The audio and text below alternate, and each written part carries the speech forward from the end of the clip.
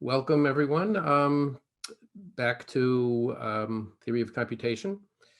So we are now at lecture number 15, and this is an important lecture. Well, all of our lectures are important, but this is going to introduce one of the major topics that we're going to see going on in various forms through the rest of the semester, which is the notion of a complete problem. In this case, it's going to be an NP-complete problem. And I think some of you have probably heard of that concept already, maybe have seen it in some courses or other, but we're going to do that in a rather careful and formal way over the next couple of lectures. So we are following up on our previous discussions about complexity, time complexity. We defined the time and non-deterministic time complexity classes, as you may remember. The classes P and NP. Talked about the P versus NP problem. Looked at some interesting algorithm for showing problems in P called dynamic programming. And we started to move toward our discussion of NP-completeness with the introduction of polynomial time reducibility, which is related to some of the earlier reducibility notions that we discussed in the computability section. Let's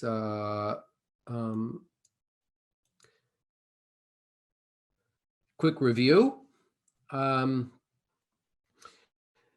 What it means for one problem to be polynomial time reducible to another.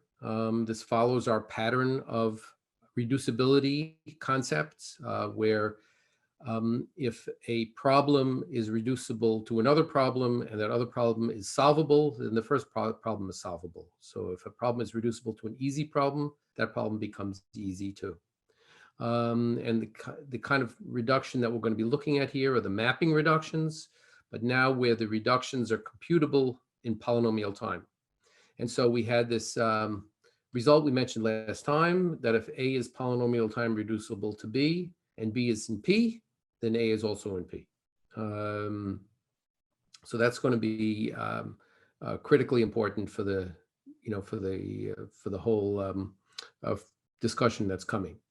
Our intuition about P and NP, repeating that here, the NP problems are the ones where you can verify membership easily, as opposed to being able to test membership easily. Those are the problems that are in P. The verification typically requires some kind of a certificate that establishes kind of a proof that the input is a member of that language. And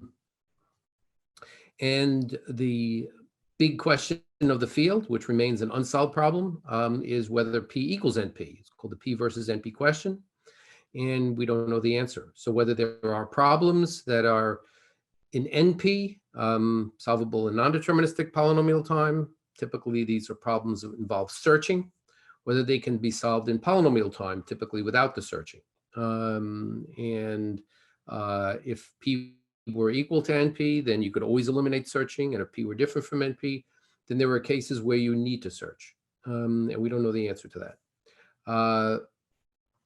So in the direction of exploring this question and its ramifications, we introduced this problem called SAT. These are the Boolean formulas which have an assignment that makes them evaluate to true. So we call those satisfiable formulas.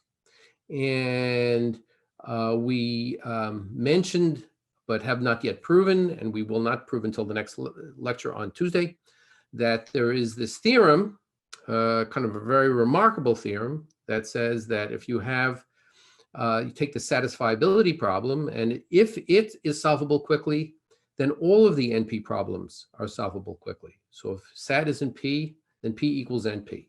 So in a sense, SAT is kind of, it's sort of the super NP problem, in the sense that all of the difficulty of any NP problem is embedded within SAT. So if SAT becomes easy, then all of the other NP problems become easy. And we'll eventually prove that. But right now, we're kind of setting up the terminology to allow us to do that. Anyway, we'll get there.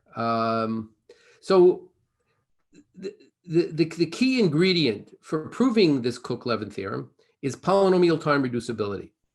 What we're going to show is that every problem in NP can be polynomial time reduced to SAT. So every NP problem can be converted into a SAT problem. And so working toward that, because when you think about it, there are infinitely many problems in NP. And being able to show that all of them are reducible to SAT is, in a sense, kind of, you have to prove a kind of a higher level theorem. It's not just a single reduction. We're kind of exhibiting a schema of reductions, which shows that all of these problems can be reduced to SAT. And kind of developing our, our intuition toward that direction. We're going to look at some specific polynomial time reductions today. And we'll start out with a reduction between two problems we have not yet seen, one of them called 3-SAT and the other one called clique. So on this slide, we're going to introduce those two problems.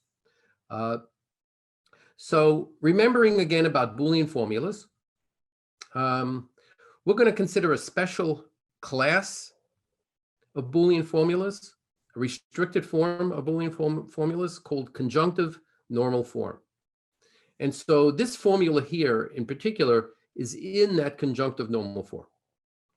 So just remember, I was explaining some of this to someone else earlier this morning, showing some of these slides, and it was pointed out that not all of you may be familiar with these, the Boolean operations of and or. So this is the or symbol here. This is the and symbol here. They operate, hopefully you've seen just the concept of Boolean and or. Or is in a sense a little bit like a union, and is like an intersection. And the symbols here are kind of a little bit similar to the union and intersection, the union and intersection symbols themselves. Like, or the V shaped is a little bit like a pointy union symbol, and the upside down V shape is a little bit like a pointy intersection symbol. So maybe that's, if you haven't seen that connection before, maybe it's interesting to observe that. But anyway, what makes this formula be in conjunctive normal form? Well, conjunctive normal form formulas are organized in a certain way. They have these groups called clauses within the parentheses that are anded together, that are connected by these and operations. And within those groups, which are called clauses, the elements are ORed together. Those elements are going to be either variables or variables with negation, negated variables. Just to repeat that, just to state, those variables or negated variables are going to be called literals. And the ors of a bunch of literals are going to be called clauses. Okay, this is just the standard terminology in the field. Okay, so a literal is a variable or a negated variable, and a clause is an or of literals. Okay, just a definition. All right, so we have a bunch of these clauses here. Each of the clauses has an or of literals in it. Now, a conjunctive normal form formula, I guess they're both CNFs, but conjunctive normal form formula is one that's written as an and of these clauses. Okay, so we take these clauses, which themselves are ors, we and them together, we get a formula that's conjunctive normal form. Conjunctive stands for and, I think. Conjunction is an and. And then a 3 CNF is a CNF where each clause has exactly 3 literals. So for example, this particular formula is a CNF, but it's not a 3CNF because it has at least 2 clauses which violate the condition of 3 literals per clause. This one is okay, obviously, this first clause. And the 3-SAT problem, so this is the first of the 2 problems we're going to be talking about. The 3-SAT problem is the satisfiability problem restricted to these 3CNF formulas. So this is the collection of 3CNF formulas which are satisfiable. So you can think of it as a kind of a special case of the SAT problem, where we only care about formulas of the special kind. This being a special case, you might imagine that this might be an easier problem to solve, but in general, it turns out not to be, as we will see. Solving this special case is just as hard as solving the general case for satisfiability. Now let's turn to the second of these 2 languages up in the headline, the clique problem. So for that, we're going to turn to graph theory. So we're going to consider graphs, points and lines connecting them. And we will say that a clique in a graph is a collection of nodes, collection of the points that are all pairwise connected by lines. And a k-clique is one where you have k such nodes. So here we have a 3-clique, a 4-clique, and a 5-clique. And the clique problem is to try to find cliques of a certain specified size embedded within a given graph. So you'd like to know whether you're going to be given a graph and it targets clique size k, and you want to know, is there a subset of the nodes in the graph of size k that are all connected to one another? That's the clique problem. So obviously, the clique problem, just as with the satisfiability problem, is a decidable problem. You can just try every possible subset of k nodes and see whether it constitutes a clique. But that's in general going to be an exponential algorithm. If you have, k is a large value, like it might be half the size of the graph, you might be looking for a very large clique. Then you have to try many, many subsets in order to see whether any one of them is a clique. It's also going to be, and I hope you get this intuition, this is a problem that's in NP. The clique problem is an NP problem because you can easily verify that a graph has a k-clique just by exhibiting the clique. Okay. Now, so the clique language here is you're given a graph and a k, and you want to know, does the graph contain a k-clique? And what we're going to show is that these 2 problems are connected. That the 3-SAT problem and the clique problem are related in that you can reduce in polynomial time 3-SAT to clique. Okay, so this is, just standing back at it, back for a minute, that seems kind of surprising. There's no real reason, obviously anyway, no obvious reason why there should be a connection between 3-SAT and clique. They look very different from one another. But we do give that, we will give that reduction. And that implies that if you can find a way of solving the clique problem quickly, that'll give you a way of solving the 3-SAT problem quickly. And that's going to be the whole point of this. So we're going to show this over the next slide or 2, this polynomial time reduction. And this is something, I'm going to walk through it slowly, but this is one where it's really important to try to get a sense of how it's working. Because this is a kind of thing that we're going to be doing a lot of, and you're going to be asked to do it also on the homework and possibly on the final exam. I hate to use that as the motivating force here, but at least it might be one motivation for some of you, that you have to understand how to do this kind of a reduction. Okay, so, I think at a high level, what's going on is we're showing how to recode a Boolean formula satisfiability problem into the problem of testing whether a graph has a clique. So Let's see if we have any questions here that are coming up in the chat.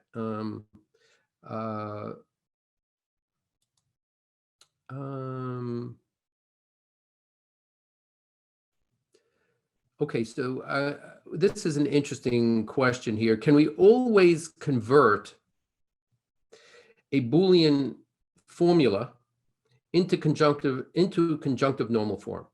First of all, yes, the answer is you can always convert a Boolean formula into an equivalent one in CNF. But in general, that might make the formula exponentially larger. So just the mere fact that you can convert formulas into conjunctive normal form doesn't mean that solving conjunctive normal form formulas for testing satisfiability of the CNF formulas is going to be as hard as testing the general case, because just the conversion might be exponential. There's something a little bit more complicated going on than that. So let's let me just see here. If he is a satisfiable formula which is not in CNF, can be. So a similar, similar question. So the questions that I'm getting are about converting formulas to CNF.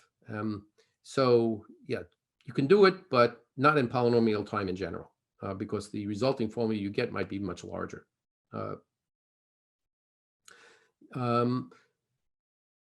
If you're looking for an equivalent formula, if you're not looking for an equivalent formula, then of course, then depending upon what you're looking for, you might be able to find something smaller.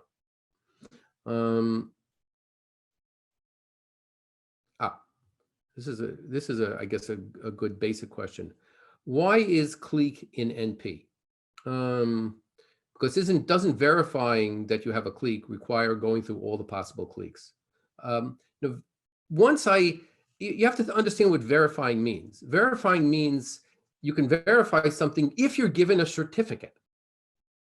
In the case of a clique, the clique problem, the certificate is the clique. So once you have the certificate, you can do the verification in polynomial time. Finding the certificate, of course, might be difficult. So you only think of NP in the context of having that certificate. So in a case for like compositeness, the certificate might be the factor.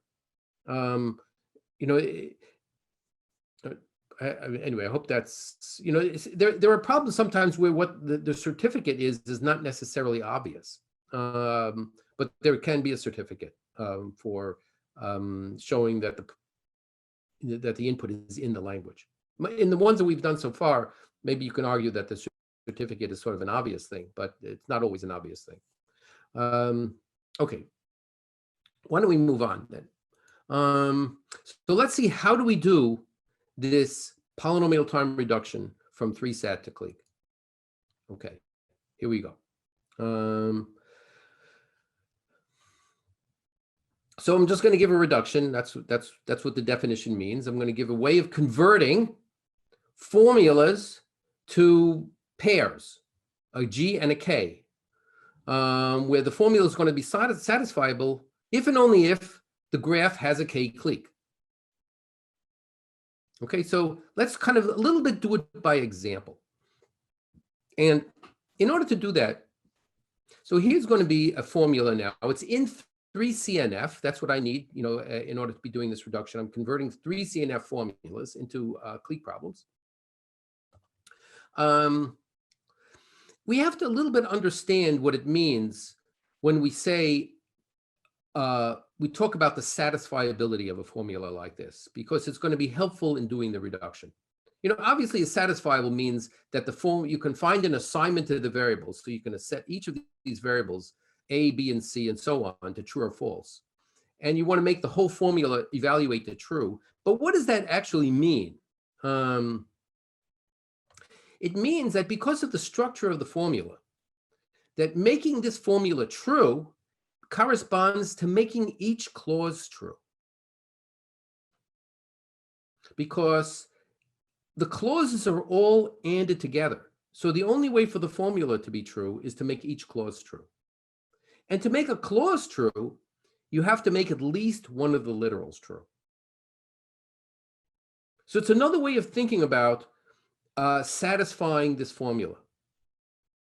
You need satisfying these, and a satisfying assignment makes at least one true literal in every clause. It's really important to think about it that way, because that's what's going to be kind of the basis for doing this reduction and all of the reductions. It's kind of what makes 3-set easy to think about in terms of its satisfiability. If you had a sort of a general satisfiability problem and you had a satisfiable formula, there's no sort of obvious way of sort of seeing what the satisfying assignment looks like. But here we understand what it looks like. It has that very special form, making one true literal in every clause, at least one true literal in every clause. Okay. So now we're going to do the reduction. So I'm going to take from this formula, and you have to understand, I know for some of you, you're going to be chafing at why am I going so slowly, but I want to make sure that we're all together in understanding what the rules of the game are and what we're trying to do. We're trying to convert this formula into a graph and a number. So right now, my job is to do this reduction is to exhibit that graph. Okay, so I'm going to do that in kind of 2 steps. First, I'm going to tell you what the nodes of the graph are. Then I'll tell you what the edges of that graph. Finally, I'll tell you what the number k is. That's the way this polynomial time reduction is going to work.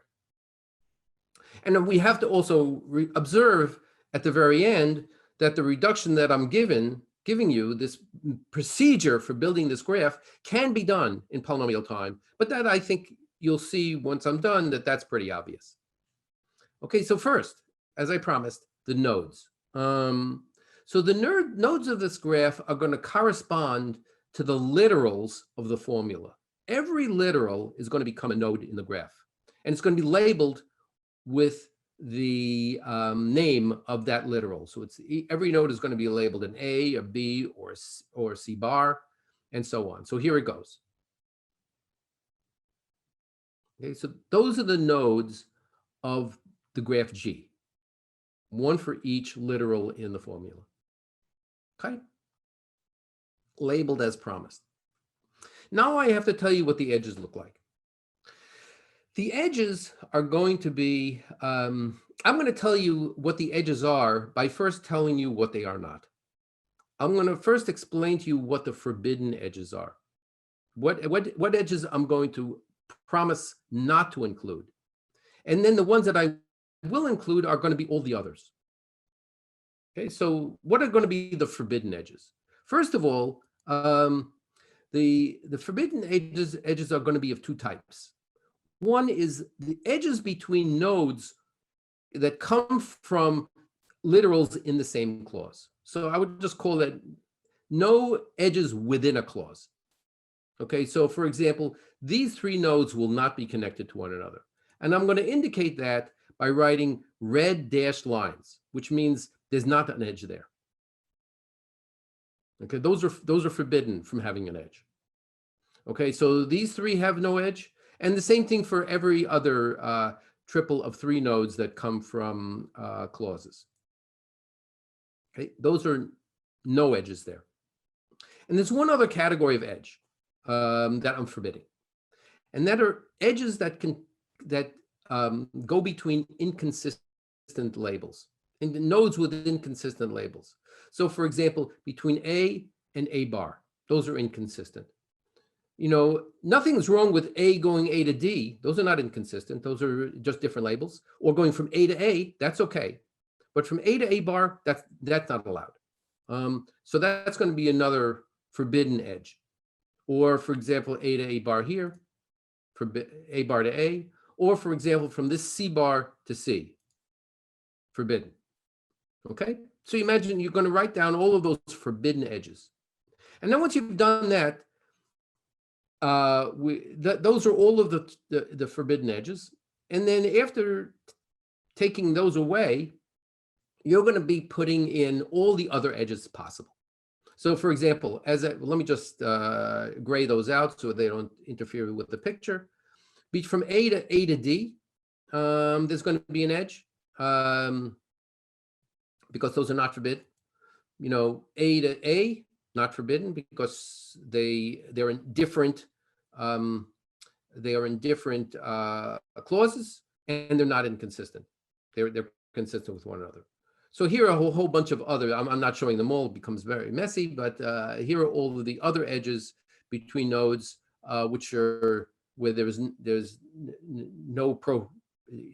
where they're not forbidden. Okay, and that's the graph. That's G. G is all those nodes and those edges which are not forbidden. Now I just have to tell you what K is. K is going to be the number of clauses. That's going to be the size of the clique I'm looking for in this graph G that I just spelled out for you. And I'm going to claim that this graph here that I just described will have a K clique. K is the number of clauses exactly when phi was satisfiable. It's kind of cool. If phi is satisfiable, then there will be a K clique here. And if phi was not satisfiable, no K clique. So we're going to prove that as a claim on the next slide. Okay, so K is the number of clauses. All right. Any questions on that construction? So I've done with the construction. What's left is to argue why the construction works.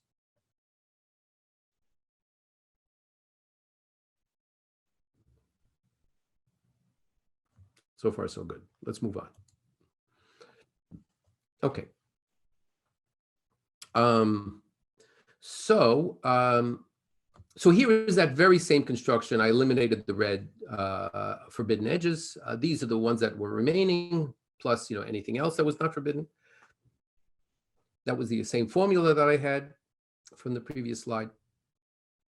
Now I want to claim that that formula is satisfiable exactly when G has a K clique. Now, why in the world is that? So this is an if and only if.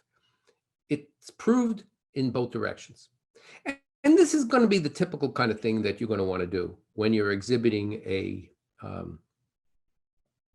one of these reductions, which is you're going to have an opportunity to do that, and we'll do that too in our examples. Okay, so now what I want to show is that if phi is satisfiable, so let's prove the forward direction. If phi is satisfiable, then G has a K clique. Okay, so first of all, if phi is satisfiable, that means it has a satisfying assignment. Okay, now here's a common confusion. I'm not sure whether it's helpful to sprinkle the confusions in along with the discussion, but in case you're worried, you might ask, well, how do I find that satisfying assignment? I thought that was, exponentially hard to do. This is a proof. This is not an algorithm. Okay, we're just trying to argue the correctness of this construction. So there's no longer any concern about how to find an assignment. I'm just saying if there is an assignment, if there is a satisfying assignment, then something will happen. Something will happen. In particular, then we will show that G has a K clique. So let's say phi is satisfiable, so it has some assignment. Let's take that satisfying assignment. And remember that in any satisfying assignment to a formula in CNF, that makes at least one literal true in every clause. So let's just pick one of those. There might be several clauses which have multiple true literals. In that case, just pick one of them arbitrarily. Okay, so I don't know what I don't have this sort of indicated on this diagram here, but imagine, maybe in the very first clause, A was true. In the second clause, B was true. In the third clause, E complement, E bar was true, not E, the E bar was true, which means E itself was false, but E bar was true. And that's the way each of those clauses in turn got to be true, in this particular satisfying assignment. Because you're going to pick one true literal in every clause. And now, from that choice of literals, one per clause, I'm going to look at the corresponding nodes in G. And I'm going to claim that those nodes taken together form a K-clique.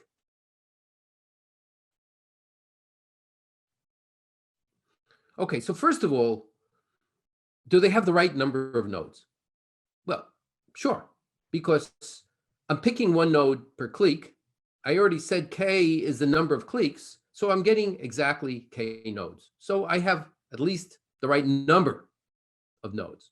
But how do I know they're all connected to one another, those nodes that I just picked?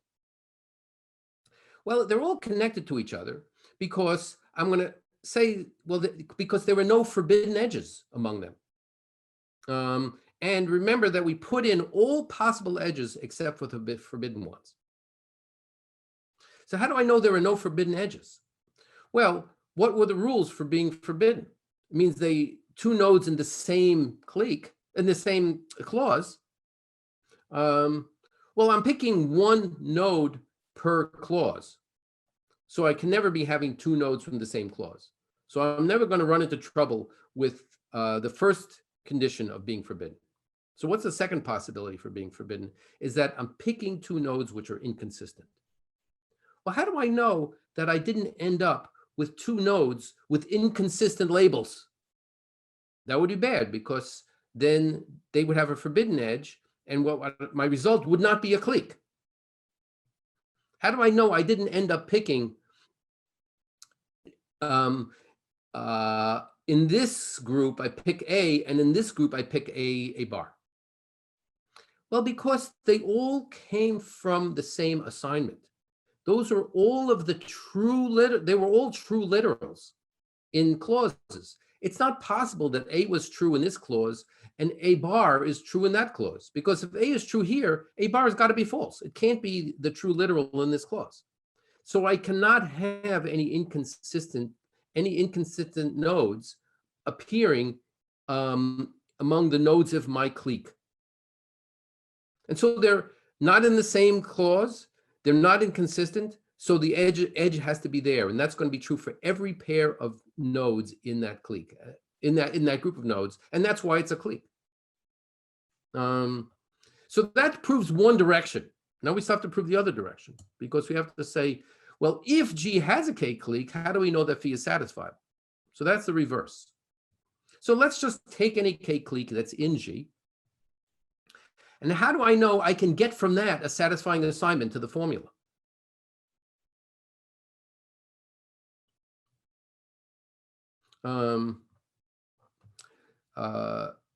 Good.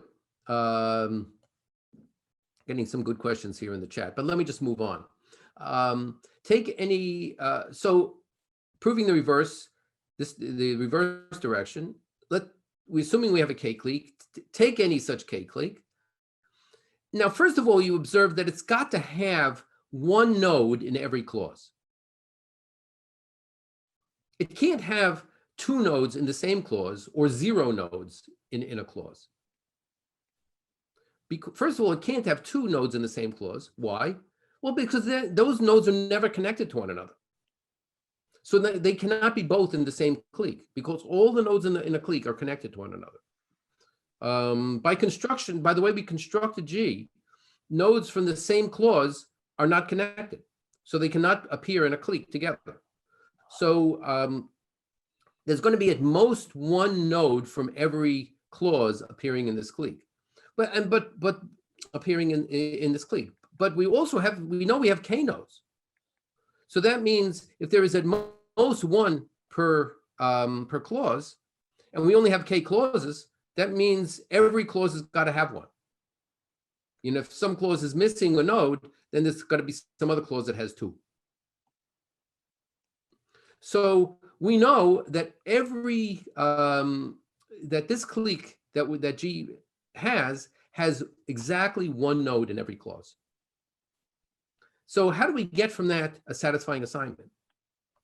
So what we're going to do is take the corresponding literals that correspond to that one node in the that was in the clique. Take those literals and set those literals to be true, which means setting the variable to be true, or setting, if the literal was a bar, then setting a to be false, because you want a bar to be true. You want to set the literals to be true. Well, now we're setting, there's one node in each clause. We're setting one literal, the corresponding literal true. So that's going to set one true literal in every clause. So that means it's going to be satisfying. There's one thing that one has to really to be careful here to double check, to make sure that we're doing this consistently, that we're not being asked to set, a true and so a bar true, because then that would not be possible. But a and a bar are not connected. So we're never going to be trying to set both a and a bar true. If so, we're going to be trying to set a true, we're never going to try to set a bar true, because those a and a bar cannot be in the same clique. They're not connected to each other. Okay, so that is the argument. And lastly, I claim, we're not going to look at this in detail, that it's kind of obvious that this reduction can be done in polynomial time. Namely, if I give you that formula, you can write out that graph pretty easily. There's no hard work to be done in writing out that graph or counting up the number of clauses. So that's the proof that I can reduce 3-sat to clique. And it tells you also that if I can solve clique quickly, then I can solve 3-sat quickly. And that's the whole point, because I can convert now clique problems to 3-sat problems. No, I'm sorry, I got it backwards. Convert 3-sat problems to clique problems. So if I can solve clique easily, then I can solve 3-sat easily. Right? I just showed a way of converting these formulas to graphs. So that says if I can solve the graphs easily, then I can solve the formulas easily. Okay. Why don't we turn to some question check-in? But we can also why don't I'll launch a check-in, but let's just see. I'm seeing many questions here, which are actually what my check-in is about. I'll turn it back to you guys.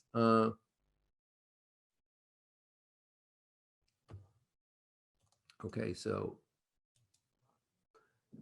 where did we use the fact that we have 3 literals per clause? What does this thing just work even if we had any number of literals per clause? What do you think?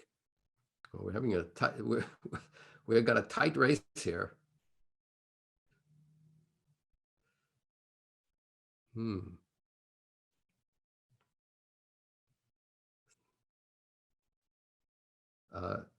Truth is losing out, unfortunately. All right. Oh, it's really close, but still. Okay. One more. Okay, it's neck and neck. Okay, almost done. 10 seconds. Are we done here? Okay, that's it. Ending polling.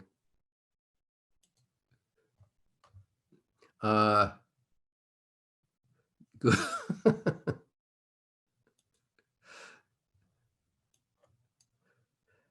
Yes, truth is won out, thank God. Yeah, it works for any size clause. We didn't use the fact that it's a 3C and F. It could have been any number here. So it's, well, we've got I guess it's a plurality here, but we're not a majority. No, we didn't. Where did we use 3 in any of these arguments? I didn't mention it. Maybe you were imagining that is going to be part of it, but 3 does not come into this discussion at all. If you think about why it's working, even if we had, one of these clauses had 10 literals in it, as long as K is the number of clauses, and we don't connect any variable, any literals internal to a clause, this whole argument is going to still work. So please check that. Make sure you understand what's going on, because I can see that a good chunk of you have not got this right. So I got a good question here.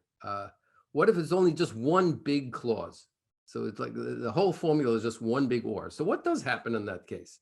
Good question. So in that case, so suppose it says one big clause with 100 literals. That's the whole formula. It's just a big or. So we know the formula is going to be satisfiable, by the way, obviously. So if you look at the corresponding G, it's going to have 100 nodes because there's one for every literal. None of them are going to be connected to each other because they're all in the same clause. So it looks like we're going to be in tough shape trying to find a clique there because there's no edges at all. Everything's forbidden. But what is K? K is going to be 1 in that case because there's only one clause. And kind of a degenerate case, but a clique with just one, just a single node counts as a one clique because it's just one node. There's no need for any edges at all. It still counts as a clique. So it'll still work out. Let's see what else here. So that was a kind of a fun question that you asked me. Thank you. There are a lot of questions. I think we're actually pretty near the break also. Let me just see. Yeah. So why don't I, many questions here. So I think I'm going to start the clock going down for our coffee break, and I will take some of these questions. I'll try to answer some of these questions. Oops. Try to answer some of these questions afterward. All right.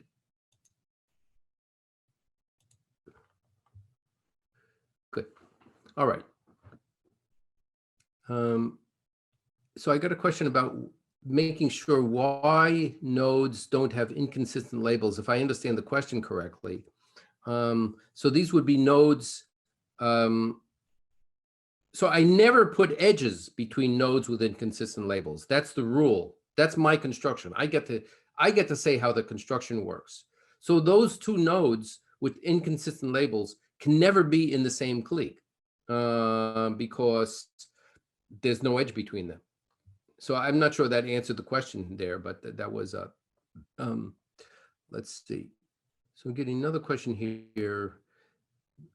Since any Boolean formula can be converted to CNF, does that mean is SAT polynomial time reducible to clique as well?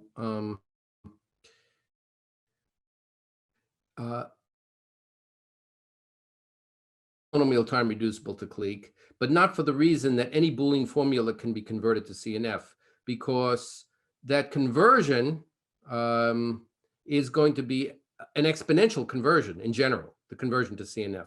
So you have to be careful about what we mean by converting a formula to CNF. So I'm also getting a question, what happens in the case of one SAT? Well, we didn't really talk about one SAT. Suppose, I guess, so the question is, suppose there's only a single literal per clause. That's an interesting, another sort of edge case here. What happens under those circumstances? So there's only a single literal per clause. So you have to work out what happens. But in that case, all the clauses just have one literal in them. And now they have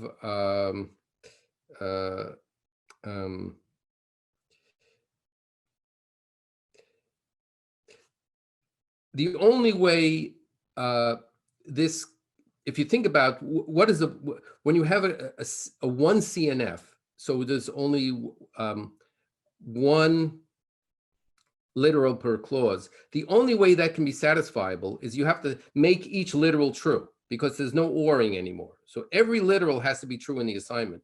So that means you can never have inconsistent literals. And that's the only case when you would not have an edge, because you're not, the forbidden condition won't happen because you don't have more than one node per clause. Every clause is going to have just a single node in it. So it really comes down to whether or not you have an inconsistently labeled inconsistent clauses. I didn't explain that super well, but it's the argument still works there. You should check it for yourself. So this is a basic question. How do we see that f is polynomial time? I'm not sure I want to expend a lot of discussion on that, because the conversion from the formula to the graph is kind of a one-to-one. Every literal becomes a node. The rule for when edges are present, it's a very simple rule. So I guess I would argue, I'm not sure what more to say. It seems pretty clear that the conversion, that reduction, is polynomial time computable. I mean, if you wrote a program to do that, it would operate very quickly. Is it possible for G to have a k plus n clique where n is greater than 0, and does that matter? Now, if you think about it, the biggest possible clique that this graph G could have is k. It could never have more than a bigger clique, because two nodes in the same clause are never connected. You only have k clauses. So the answer is no. You cannot have a bigger than a k clique. It's just not going to happen. Does each clause need to have the same number of literals? I don't see why.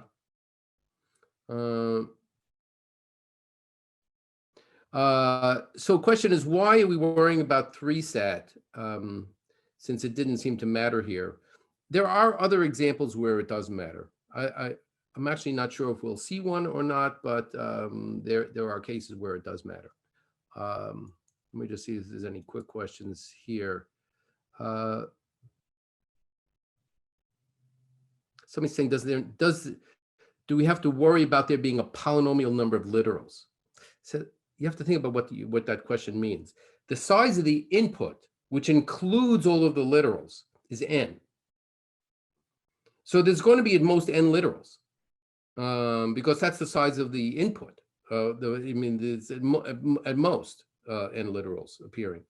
So you don't have to worry about that being polynomial, because, by the way, we're defining the size of the input. There's going to be at most n literals. I hope that's clear.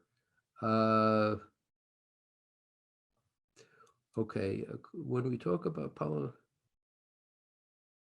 okay, so this is a good question. When we talk about polynomial time, it's polynomial in the representation of the input, which is, if you want to think about it in terms of bits, that's fine, or whatever. It's not going to matter if you use some larger alphabet. But the number of symbols you need, in your fixed size alphabet, the number of symbols you need to write down that input in whatever your reasonable encoding is going to be n, and it's going to be polynomial in n, polynomial in that length of the input. So another question is, does SAT reduce to 3-sat? Yes, that we will see. SAT actually does polynomial time reduce to 3-sat, not by converting to an equivalent formula, but by some more, somewhat more involved argument than that. Okay, why don't we move on? Some of these are going to come out anyway in the lecture. Okay, so now let's talk about NP-completeness, because we've kind of set things up. We're not going to prove that, the basic theorem, the Cook-Levin theorem about NP-completeness, but at least we'll be able to make the definition. Okay, here's our definition of what it means for a problem to be NP-complete.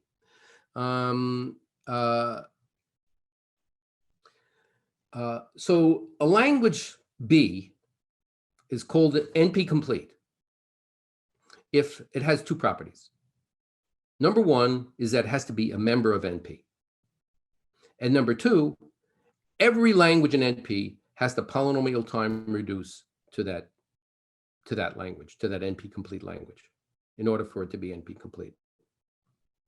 Okay, so simple picture, has to be in NP, and everything in NP reduces to it. And so that's kind of the magical property that we claim that SAT has. SAT, for one thing, is obviously in NP.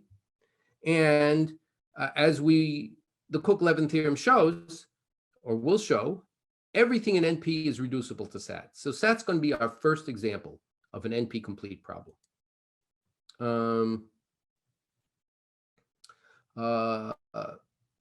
So now, and we're going to get what we claimed also for SAT, that if SAT or any other NP-complete problem turns out to be solvable in polynomial time, then every NP problem is solvable in polynomial time. And that's immediate, because everything is reducible in polynomial time to the NP-complete problem.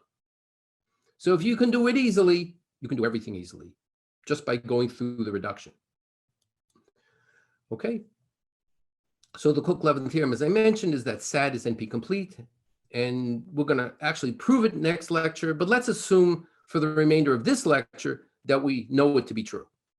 So I'll use the terminology of problems being NP-complete, assuming that we know that we have SAT as NP-complete. Okay. So we're going to be using some of the things that we're proving next lecture, just in the terminology that we're going to be talking today. Okay, so here's the picture. Here's the class NP. And everything in NP is polynomial time reducible to SAT. SAT itself is a member of NP, but I didn't want to show it that way because it makes the picture kind of hard to display. So just from the perspective of the reduction, everything in NP is polynomial time reducible to SAT. We'll show that next lecture. Another thing that we'll show next lecture is that SAT in turn is polynomial time reducible to 3-SAT. So 3-SAT, as you remember, are just those problems that are in conjunctive, are in 3CNF. And then what we showed today is that 3-SAT is polynomial time reducible to clique. So now, taking the assumption that SAT is NP-complete, so everything is polynomial time reducible to SAT, which is in turn polynomial time reducible to 3-SAT, and in turn reducible to clique, these reductions, as we've seen before, compose. You can just apply one reduction function after the next.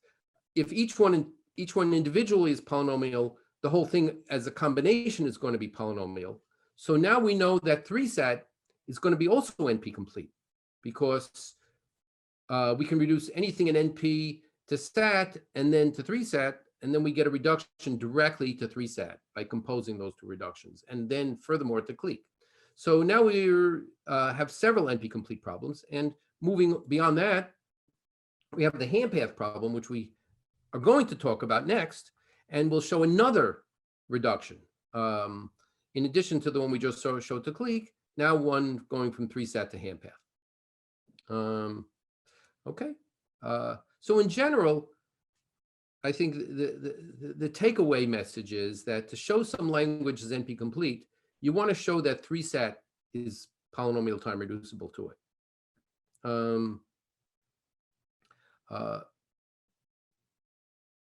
Okay, some good questions coming in. I'll try to answer those. So you're going to retake 3-SAT and reduce it to C. That's sort of the most typical case.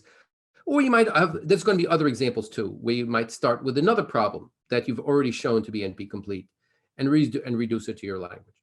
So it doesn't have to start with 3-SAT, though often it does. Okay, why is this concept important? So I would say there are two reasons. And this is going to get a little bit at some of the chat questions. First of all, if you're faced with some new computational problem, you've got some robotics problem that you want to solve in your thesis, and you need some algorithm about whether the robot arm can do move in such a way, and involves searching, possibly searching through a space of different kinds of motions, and you want to know, I'd like to find a polynomial algorithm to solve that problem. I'm using this as an example because this actually did happen to one of the former students from this class who was working in robotics, and they actually end up proving that the problem that they were trying to solve is NP complete.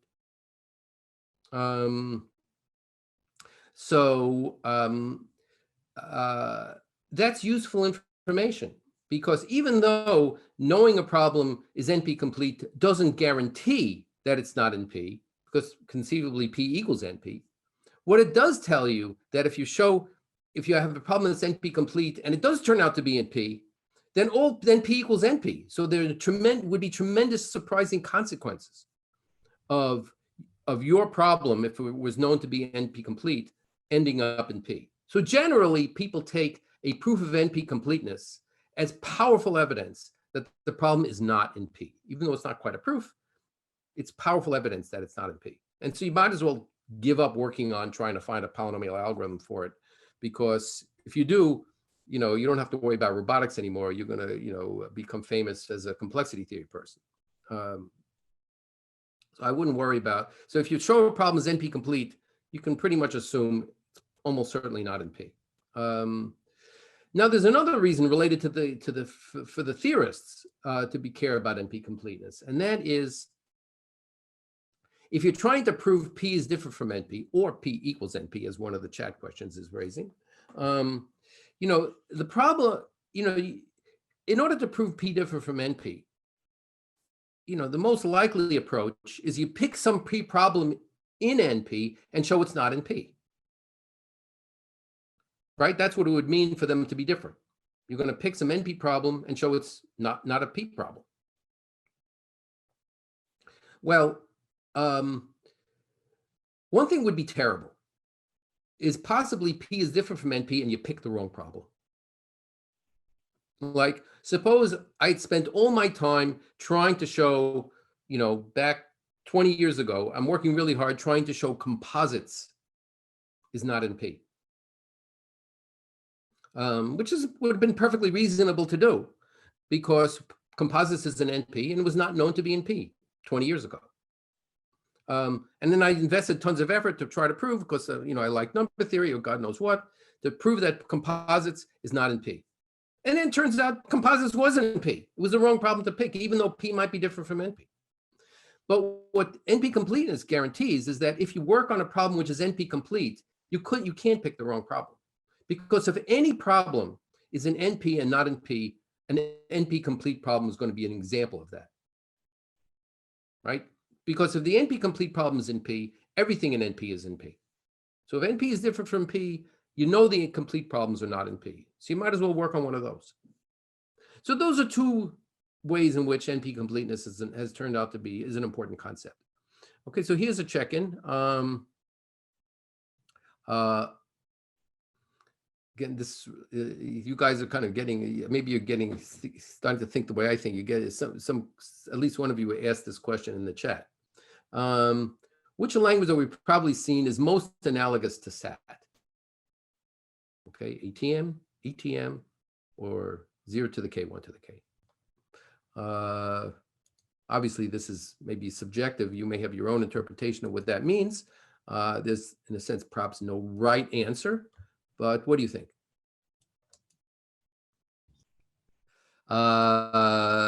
Okay, that's it.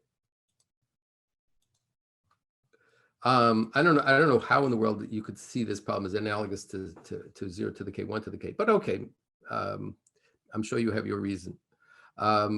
Yes, this is a lot like ATM. Why?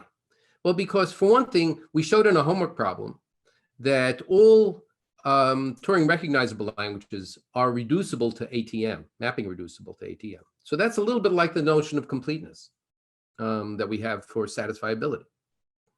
Because all NP problems are going to be reducible to SAT. And the other thing too is that once we want to show other problems are undecidable, we reduced ATM to them.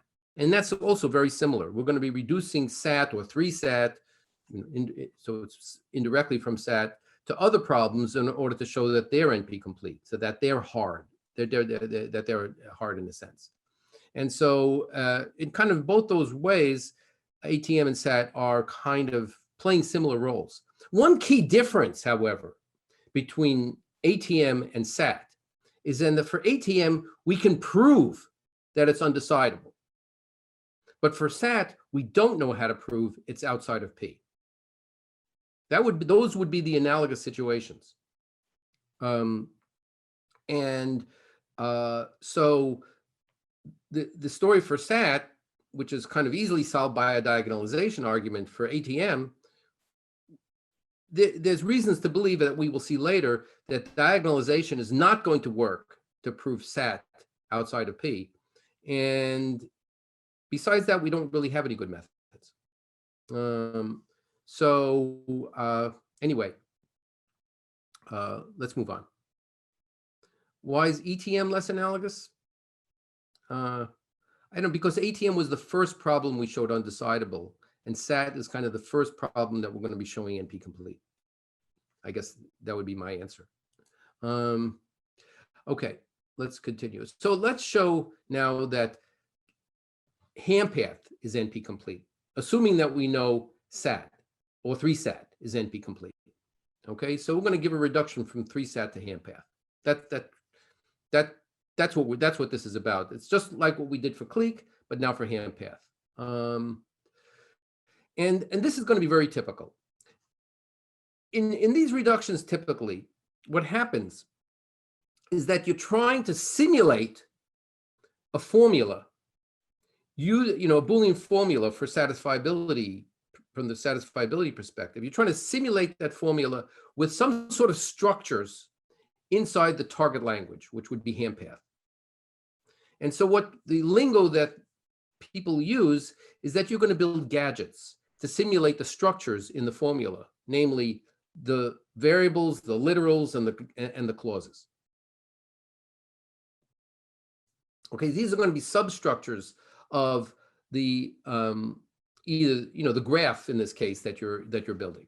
We'll see what that means. So let's take a formula here, and let's again try to imagine how we would reduce that to the hand-path problem. So the reduction would produce a graph. No, it would produce a hand-path instance. So a G, S, and T. You want to know, is there a Hamiltonian path from S to T in the graph? And this is going to be not the whole graph, but this is going to be a substructure in that graph. The next slide is going to have the global structure of the graph. But here, this is going to be a key element. And we're going to call that the variable gadget. Okay, what does it look like? I don't know if you can see it on your clearly enough, but these edges, so there are 4 outside nodes here. The edges connecting them are all kind of pointed downward. And then there are these horizontal nodes here, and there are edges connecting them both left to right and right to left. Okay, there's a row of these horizontal nodes. Okay, so you get the picture of what this looks like. You have to look carefully to see the arrowheads. I maybe should have made those a little bigger. Okay, so now,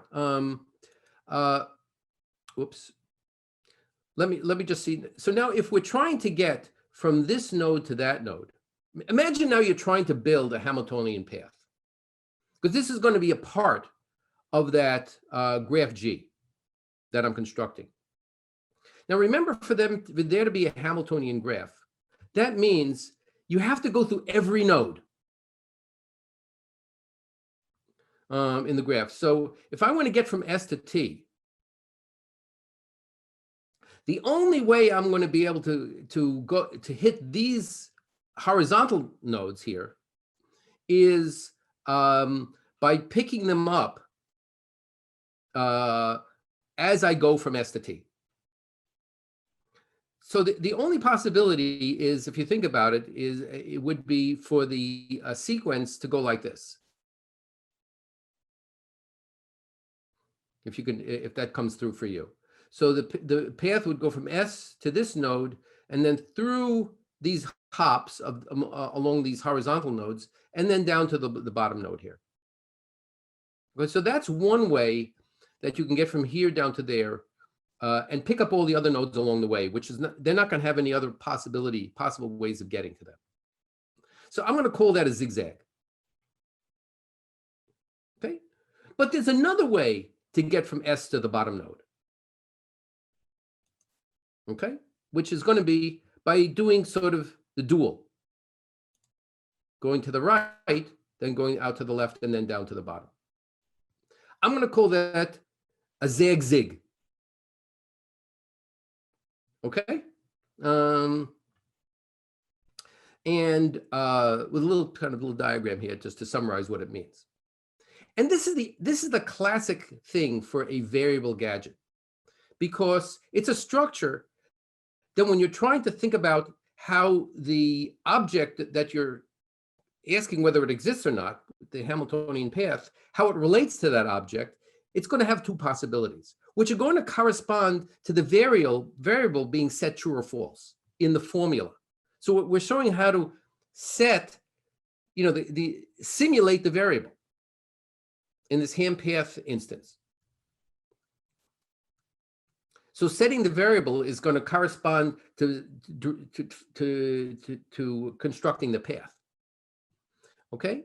Now we also have to make sure not only that the variable gets set to true or false, but that it gets set to true and false in a way that makes this a satisfying assignment, namely that we get one true literal in every clause. So I'm going to add another gadget here called a clause gadget, which is just a single node. And visiting that node here is going to correspond to satisfying that clause, to having a true literal in that clause. And now how am I going to get, I'm going to enable a detour from these horizontal nodes out to this clause gadget. So here it is. Here's that detour. As I'm going from left to right, I could, instead of doing a single jump here, I could branch out and visit that clause node, and then come back and pick up my left to right path as I was doing before. You realize what I'm trying, I hope you're seeing the big picture. Because this has to be a Hamiltonian path. It has to hit every node. That's one of the requirements. So this is going to be one of the nodes in my graph. The path has got to hit that node. The only way it's going to be able to hit that node is by taking a detour off of this horizontal path here. But notice, and this is the key. If I'm doing a zigzag, then I can make the detour and visit that clause gadget, that clause node. But if I'm doing a zag-zig, the way this detour is structured does not allow me to visit that node. Because if I'm going from right to left here, by the time I get to this outgoing edge, now I want to come back, that node has already been taken. It only works if I'm going zag-zig, if I'm going from right to left, the left to right. If I'm going from left to right, then I can do it. But if I'm going right to left, no. So this is going to correspond, if you think of the left to right direction as true, that's going to correspond to that variable appearing in the positive way in that clause, but not in the negative way. The negative way, I would reverse the in and out of the detour. Flip that around. So now I could only do the detour when I'm going right to left instead of left to right. I hope you get the picture. This is how the structure is working. Now what's only left for me to do is put it all together. But this slide contains the guts of what's happening. So do you want to, is there any question that I can answer for you on this? Let's move on to the next slide, and then as questions come up, you can be typing them in and we can maybe answer it there. Okay, so here is the big picture. So imagine we have that formula that we're reducing that formula. And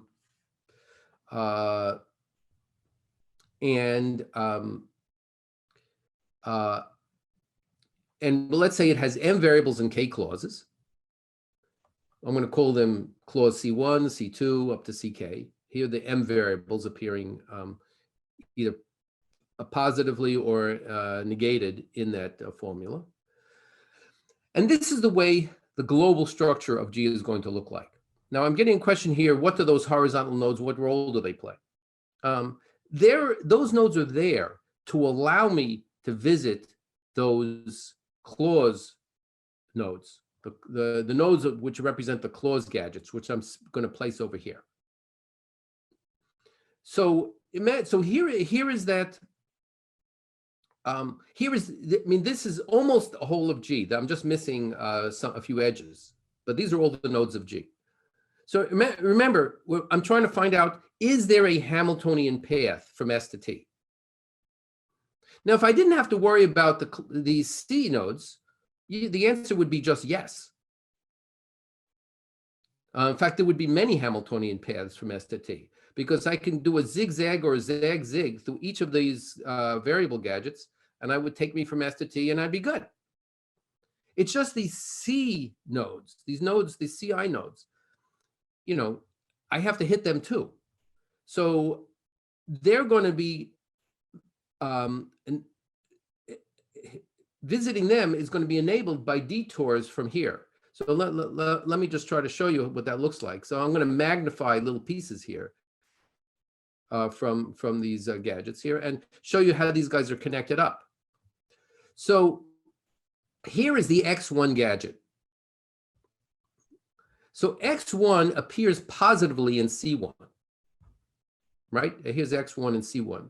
And so that means when I'm going left to right, I'm going to be a possibility of visiting C1. But now let's look what happens with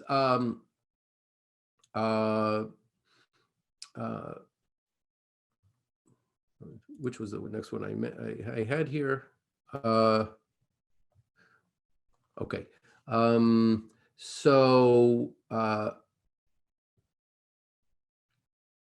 Right.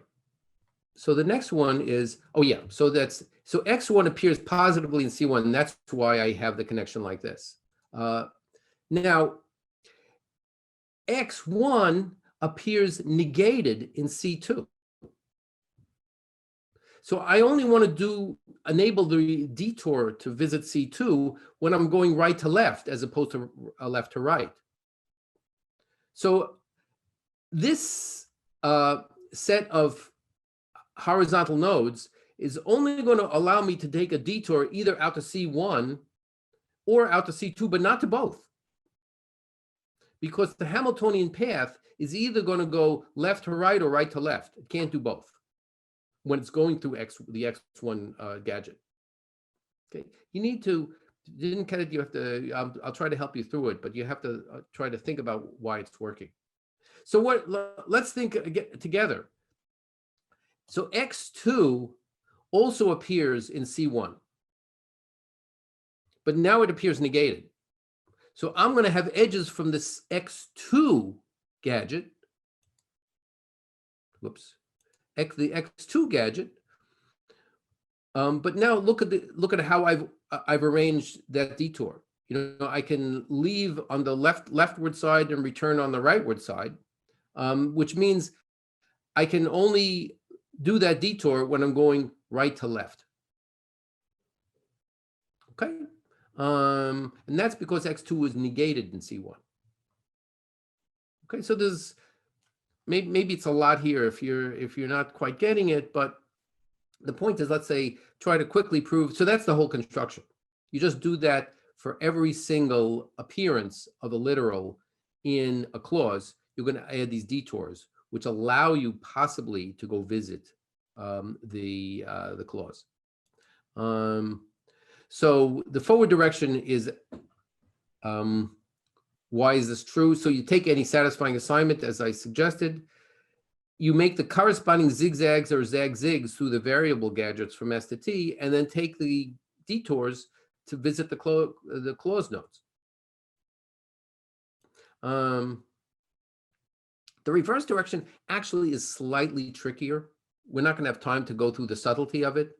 But what you want to make sure here is that you don't have a kind of a weird path occurring, because I'm going to start with a Hamiltonian path now and build an assignment. and what we want to make sure that the path that I'm constructing doesn't go from this horizontal nodes to a clause node and then back to somebody else's horizontal nodes, and is kind of a hodgepodge of things which don't make any sense in trying to reconstruct a satisfying assignment. What you really want to have happen is the Hamiltonian path should have clear zigzags and zag-zigs that allow you to decide how to set the variables. And so that's the role of these little nodes here. These are spacers that separate the detours from one another, and that force a visit to the clause node to come back to the same place from which it left. Otherwise, you would never be able to visit those spacer nodes. You have to look in the book for that, but there is a little bit of a detail that you have to go through. You have to show it must be zigzags and zag-zigs, and then you get the corresponding truth assignment, and it must satisfy phi for all paths. Okay. Let's, again, the reduction is polynomial time computable. I'm not going to say more about that. We're kind of a little bit low on time. Last check-in. Would this construction still work if G was undirected? Suppose I just eliminated all the directions from the edges, made them lines instead of arrows. Would that now show that the undirected Hamiltonian path problem is NP complete? Let me see. What do the C nodes represent here? There's one C node for every clause. So there are K clauses named C1 to CK, and there are K C nodes. These are the so-called clause gadgets, which are going to force there to be one true literal in every clause for the satisfying assignment. You know, it's, you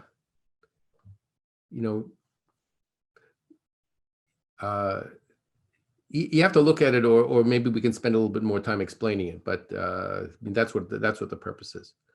Does that mean we need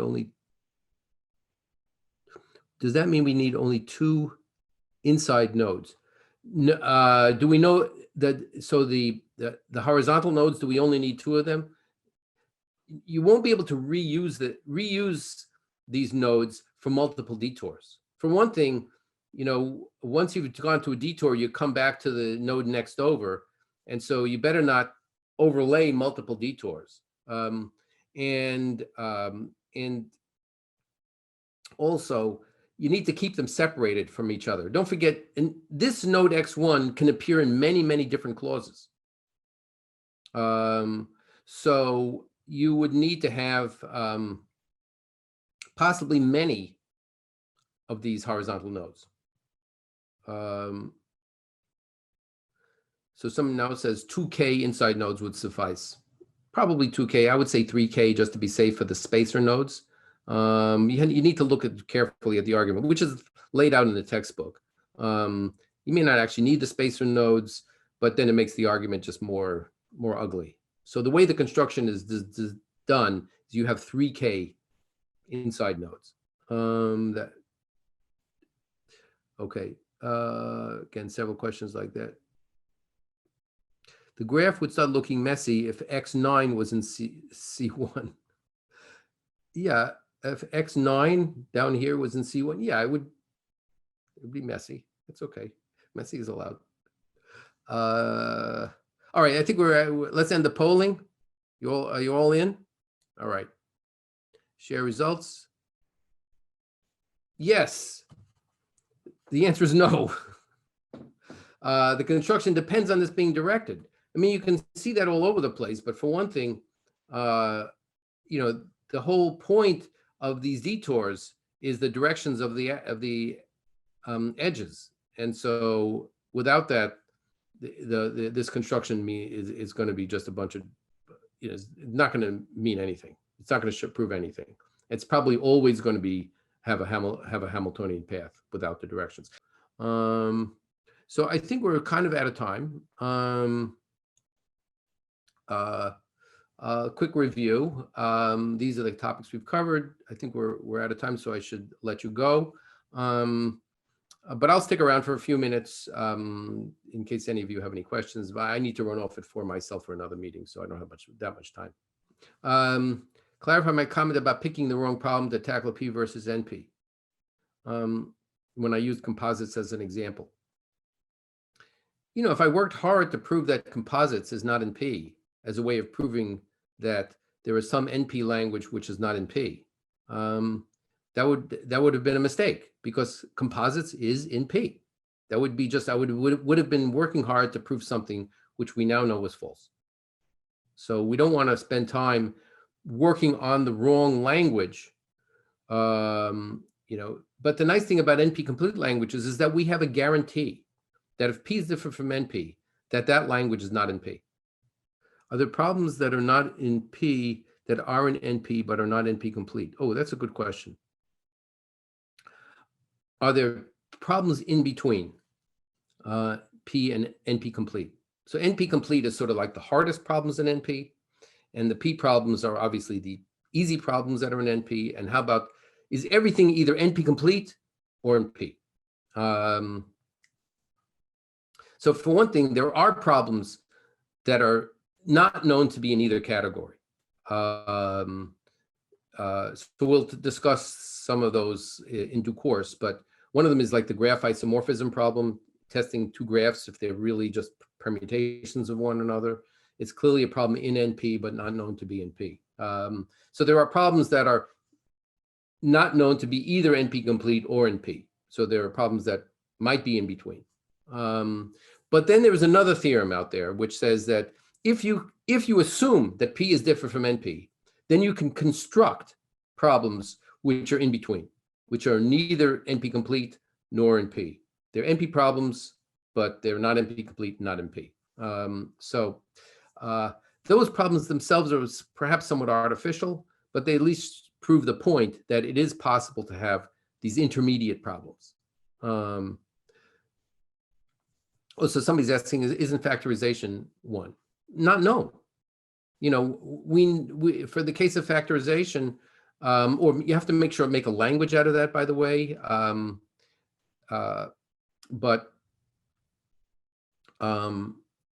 It's a so because factorization is a function, so we won't really want to be talking about languages as kind of as the homework suggests. NP and P are classes of languages, but okay, that's a separate note there. Factorization is not known. It could, factorization could be in P and it could be NP-complete. You know, both of those are not ruled out.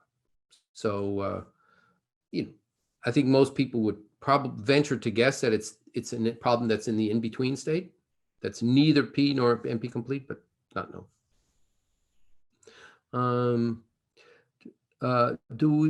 Who first thought of this reduction from 3-set to hand path? It's so clever. Well, it wasn't me. I believe that reduction from, I think that is due to Dick Karp, who was one of my professors at Berkeley, where I was a graduate student. That was done before I got there. It was around 1971. So there were two famous papers. There's the Cook paper. There's also the Levin paper that was in Russian that took a while for people to discover out here in the West. But the Cook paper was 1971 and very quickly followed after. He just showed SAT as NP-complete. But after that, Karp he had a paper called Reducibility Among Combinatorial Problems. And he had a list of about 20 problems that he showed were NP-complete by reduction from SAT. Include clique, include hand path, and a bunch of other things. So that was also a very famous paper. Both of those were, people often talk about Cook-Karp as sort of together. They really sort of show the importance of NP-completeness and the whole notion of NP-completeness. Yeah, 21 problems. So yeah, so Karp proved 21 problems were NP-complete in 1972. So that was shortly after Cook showed that SAT was NP-complete. Incidentally, I think the terminology NP-complete wasn't around until a little later, and that might be due to Knuth. I'm not sure. I remember he did a big poll of people about what should be the right language to use for that term, and I think he came up with it. All right, I'm going to head off, guys. Nice seeing you all. So until Thursday. Oh, until Tuesday. Bye-bye.